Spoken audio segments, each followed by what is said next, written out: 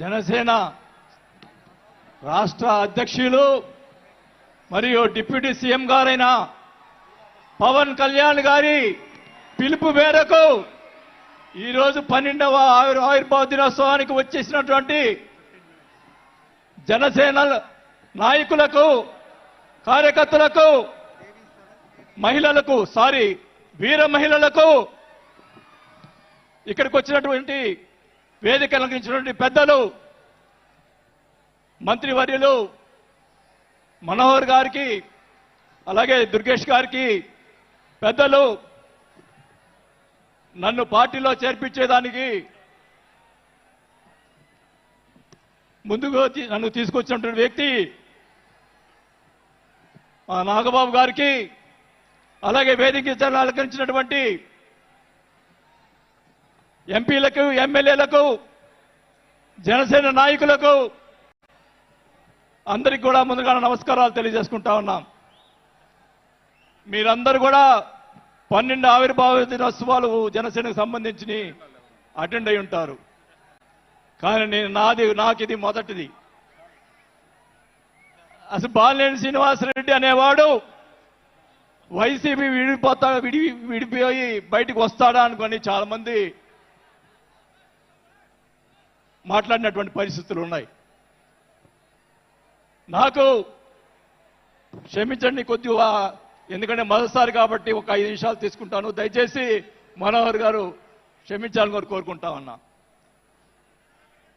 మొదటిగా నాకు రాజకీయ భిక్ష పెట్టింది రాజశేఖర రెడ్డి గారు. రాజశేఖర రెడ్డి గారు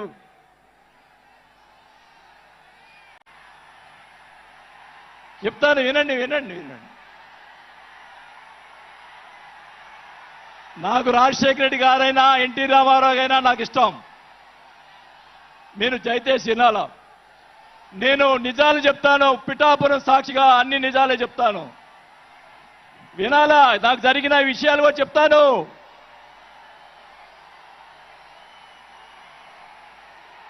ఆ తర్వాత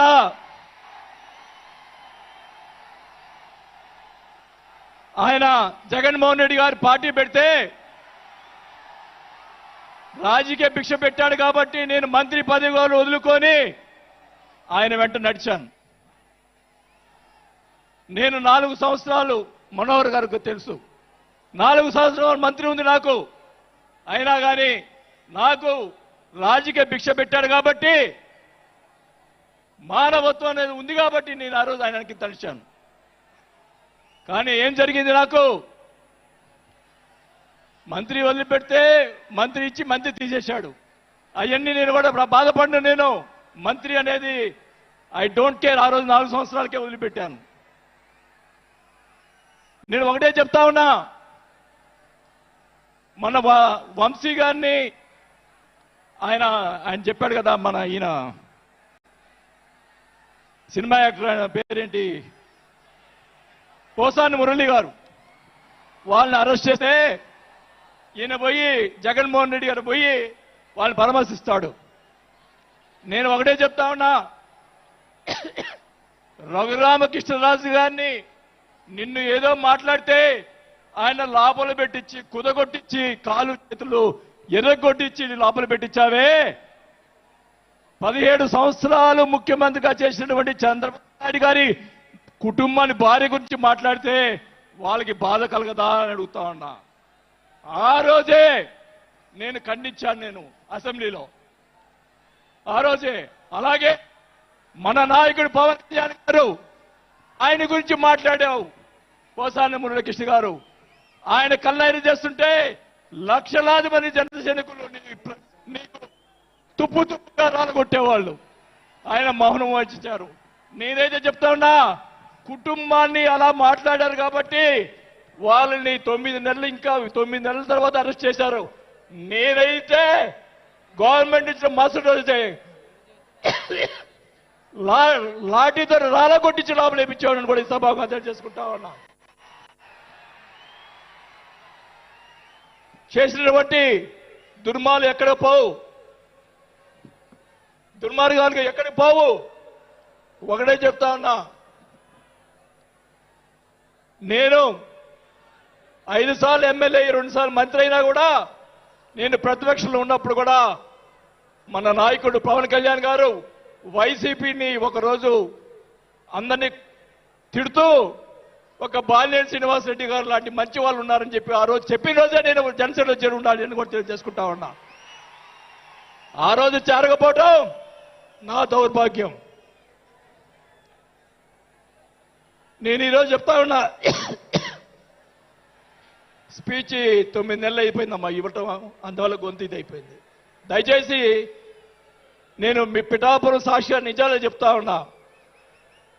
గవర్నమెంట్ వచ్చిన తర్వాత చిన్న చిన్న కార్యకర్తల మీద కేసులు పెట్టి లోపలేశారు. వాళ్ళని కాదండి లోపలేయాల్సింది, కోట్లు సంపాదించున్నారు, వాళ్ళని ఇంకా లోపలేలా. అదే నా బాధ. స్కాములు చేస్తున్నారు, కార్యకర్తలు పట్టించుకోలేదు, కోట్లు సంపాదించి ఈరోజు రకరకాలుగా మాట్లాడుతూ ఉన్నారు. పవన్ కళ్యాణ్ గారి గురించి మొన్న మాట్లాడాడు జగన్మోహన్ రెడ్డి గారు, ఏదో కౌన్సిలర్ అన్నాడు, ఏదో అన్నాడు. అయ్యా జగన్మోహన్ రెడ్డి గారు, మీ నాన్న దయతోటి నువ్వు ముఖ్యమంత్రి అయ్యావు, మీ నాన్న అంత అడ్డు పెట్టుకొని. మా నాయకుడు ఇప్పుడు జనసేన నాయకుడు పవన్ కళ్యాణ్ గారు స్వశక్తితోటి ఈరోజు లక్షలాది మంది అభిమాన పాత్రులు అయ్యాడని గుర్తుపెట్టుకోవాలని కూడా తెలియజేసుకుంటా ఉన్నా. మీ నాయనతోటి వెనక ఒకసారి ముఖ్యమంత్రి అయ్యావు, ఇంకా చూద్దాం. నేను ఒకటి కూడా చెప్తా ఉన్నా, నేను పవన్ కళ్యాణ్ గారిని కలిసినప్పుడు రాశారు చాలా మంది, కొన్ని పత్రికల్లో మీడియా వాళ్ళు రాశారు. ఏం రాశారు? బాలినేని గారు చాణక్యుడు కూటమిని విడగొడతాడని చెప్పి కొన్ని పత్రికలు రాసినాయి. నేను అనుకున్నాను, నా వల్ల పవన్ కళ్యాణ్ గారికి ఏ ఇది రాకూడదు. నా ధ్యేయం, నా కోరికల్లా ఆయన పైకి ఎదగాలని తప్ప వేరే ఉద్దేశం లేదు. నేను ఆయన కలిసినప్పుడు ఒకటే అడిగా, అందరూ అనుకున్నారు ఎమ్మెల్సీ ఇచ్చి మినిస్టర్ ఇస్తారని చెప్పి కొన్ని ఇతర పత్రికలు రాశారు. నేను ఆయన ఏమీ అడగలేదు, ఒకటే అడిగా, సార్ మీతో నాకు సినిమాలు తీయాలని సార్ అని అన్నా. నా కోరిక అదే సార్. నేను 5 సార్లు ఎమ్మెల్యే అయ్యా, 2 సార్లు మంత్రి అయ్యా, చాలు నాకు ఇట్లాంటి బూతులు తిట్టే రాజకీయాలు మాకు వద్దు సార్, మీతోటి ప్రయాణం చేస్తా. జనసేనని నా సాయశక్తులా నేను చేయగలని మా జిల్లాలో 6 నెలల తర్వాత కార్పొరేట్లను చేర్పించాం. మీరు ఛాన్స్ ఇవ్వండి, మా జిల్లాలో జిల్లా పరిషత్తు అన్నీ కూడా జనసేన చేస్తానని కూడా బాగా తెలియజేసుకుంటా ఉన్నా. మాకు ఇవ్వండి ఛాన్స్. నన్ను ఆపద్దు. నాకు జరిగిన అన్యాయం మళ్ళా ఒకరోజు మీటింగ్లో చెప్తా. ఒకరోజు చెప్తే సరిపోదు, ఎందుకంటే టైం లేదు కాబట్టి. నాకు అన్యాయం జరిగిందని చెప్తా. జగన్మోహన్ రెడ్డి గారు చేసినటువంటి అన్యాయాలని చెప్తా, నాకు జరిగినటువంటి అన్యాయాలు. నేను ఒకటే చెప్తా ఉన్నాను సార్, మీకు కూడా దయచేసి